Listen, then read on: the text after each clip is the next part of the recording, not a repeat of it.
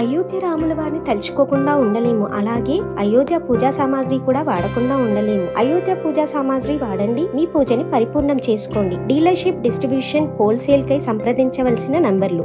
ఇక సందు దొరకలే,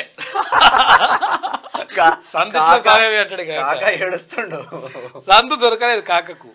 రేవంత్ బాబు భేటీపై కేసీఆర్ గంపెడాశలు పెట్టుకున్నాడు. గోతికాడ నక్కల కేసీఆర్ ఎదురు చూపులు. అయితే సెంటిమెంట్ రెచ్చగొట్టాలని స్కెచ్ చేసిండు ఛాన్స్ ఇవ్వని తెలుగు రాష్ట్రాల ముఖ్యమంత్రులు.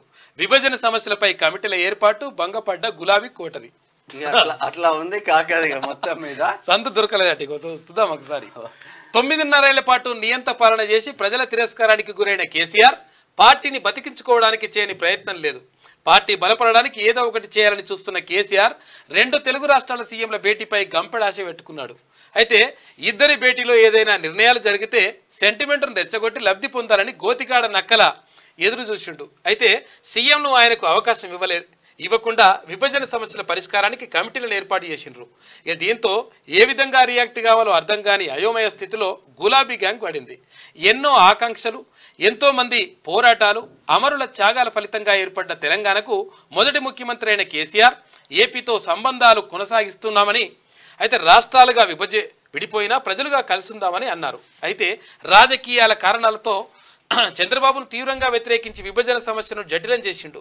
అనంతరం ఏపీకి ముఖ్యమంత్రి జగన్మోహన్ రెడ్డి అయిన తర్వాత ఆయనతో కేసీఆర్ మంచి బంధాన్ని కొనసాగించిండు. అయితే జగన్తో కేసీఆర్ ఏనాడు విభజన సమస్యల గురించి చర్చించలేదు, పరిష్కారానికి మార్గాలు అన్వేషించలేదు. అంతేకాకుండా నాటి వైసీపీ ఎమ్మెల్యే రోజా ఇంటికి వెళ్ళిన కేసీఆర్ ఆమె పెట్టిన చేపల కూర తిని తెలంగాణ నీళ్ళలో రాయలసీమకు రత్నాలసీమ చేస్తానని చెప్పేసి మాటిచ్చిండు.